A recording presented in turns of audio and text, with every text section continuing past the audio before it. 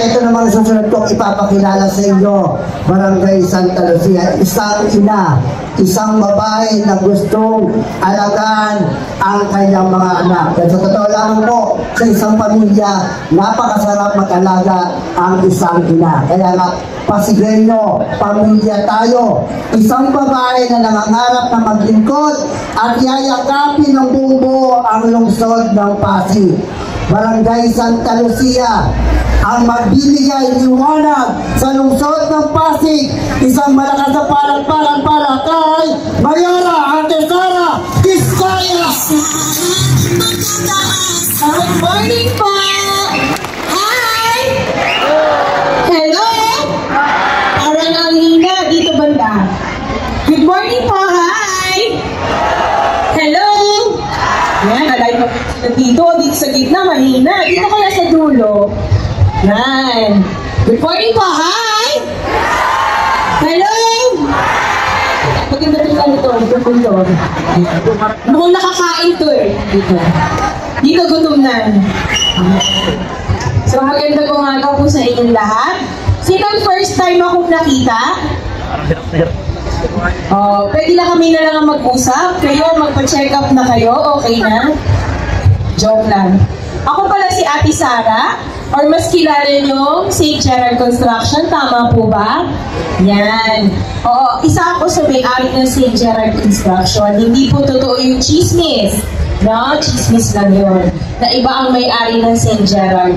Ang St. Gerard, galing siya sa pangalan ng panganay namin na anak, ni Kuya Kirby. Kaya pinangalan namin ng St. Gerard.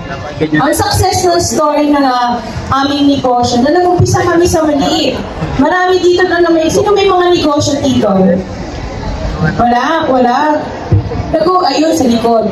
Nag-uumpisa sa maliit, tapos pinalalago.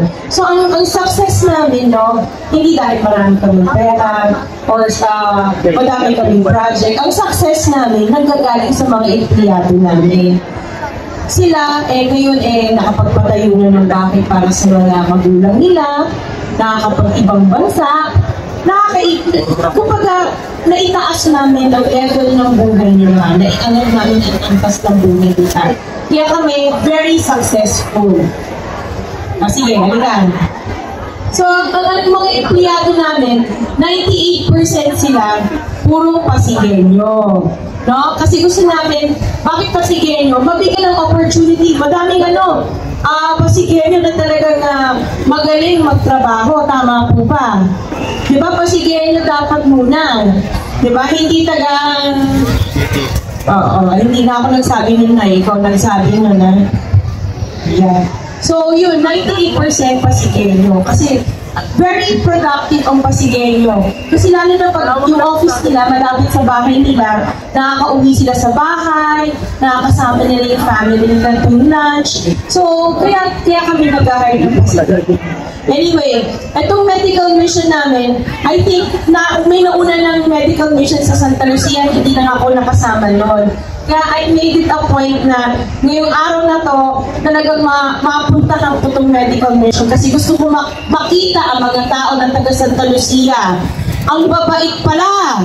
Tama po ba? Very warm ang welcome! Yan. So itong medical mission, meron tayong libreng check-up, libreng gamot, libreng laboratory, libreng pasalamin, libreng dentista. Kahit wala nang ipupunod, kaya pa rin namin bunutin yan. Yeah. So, yan ang natin. Marami pang services. May masahe, may malipeti, tapos may haircut. Sa masahe lang, huwag ilang hahanapin yung happy ending. Wala dito yun. No? Okay. Tapos, anong tawag dito? Ano pa meron? Nag-breakfast kayo? May, ano ba yan? Champurado o lugaw? Pareho. Meron kayong ice cream ni Vice. Meron scramble si Junjun. Meron din kaming lunch na ipoprovide para sa inyo. Para kayo todo lahat ng service makukuha nyo dito sa amin.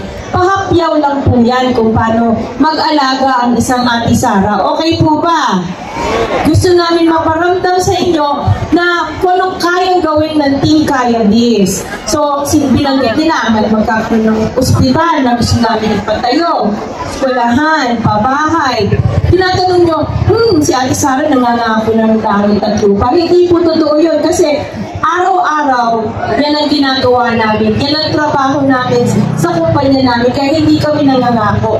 Kaya namin gawin po yun. No? Okay po? Yes, oo.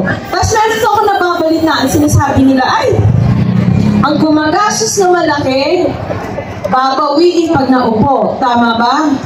Ang daming bashers no? Kami, sa totoo lang, ang sagot ko dyan, no? Hindi, bawi na po kami. Bawi na. Paano? Yung health namin mag-asawa, okay kami. Yung mga anak namin, healthy din. Tama po ba, pag ikaw ay kinuha na ni Lord, ang bibit-bit mo ba lahat ng meron ka? Di ba, ang bibit mo, pag akit mo sa taas, kung yung sarili mo, at kung ano nagawa mo mabuti dito sa lupa. Tama po ba? Kaya ako, bawi-bawi na po. Tama po? Yeah. So, thank you po. Anyway, ako may iiwan sa inyong kasabihan. Sino nanonood ng cartoons dito? No, wala. Yung Lilo and Stitch. Sino nakapanood ng Lilo and Stitch? O, diba? Ang sabi ni Stitch dun sa amin niya, sa kapatid ni Lilo, Ohana means family. Family means nobody gets left behind or forgotten. Ano yung sabihin nun? Walang iwanan. Tama? Kasi tayo, pamilyang Pasigenyo. Tama po ba? At sama-sama tayo, kaya pa po. Kaya this?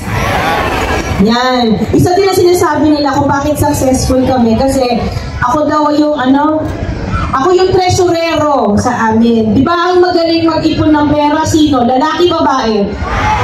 Oh, sila na nagsabi, no? Oh, at may tumututol po. May isa pang kasabihan. Happy wife, happy life. Kaya, tama po ba? Di ba, Curly? Oh, ayan. Kaya wala siyang sasabihin. Oh. Ako ang humahawak ng funding namin. Kaya, ganyan. Di ba? Madami tumututol na lalaki, no? Bakit galing? Anyway, nagpapasalamat din ako kay Kang Alvin at sa council niya na igamit natin itong venue na to para sa medical mission natin. Hindi na rin ako magsasalita na mahaba kasi gusto ko na magpa-check up 20 days na doktor. Ang gagwapo at magagandang doktor dyan. Okay, so anyway, good morning po ulit sa inyong lahat. Maraming salamat po. Alright, palakpakan natin ang ating Ate Sara. Yes, Kaya. Teka, kamusta po? Ano bang natanggap natin? Salamin. Yan, ano pong masabi mo sa biyaya at tulong? Salamat po, Ate Sara. Opo, dito. Ano masabi mo sa libreng masahe? Kasi din mga taga-pasig yan, mga pag-aksi ng mga ganito. Maraming sila kumubo ng mga gossip ganito. Salamat, sir. Ano masabi mo sa binigay na tulong o natanggap mo kay Ate Sara? Maraming salamat po, Ate Sara, sa biyaya po, saka sa medical mission. Ano bang pina-check up mo? Ano bang pina-check up mo? Mata. Ano naman natanggap mo? Bigas? Lugaw? Maraming salamat po. Salamat, ma'am. Ma'am, kamusta po, ma'am?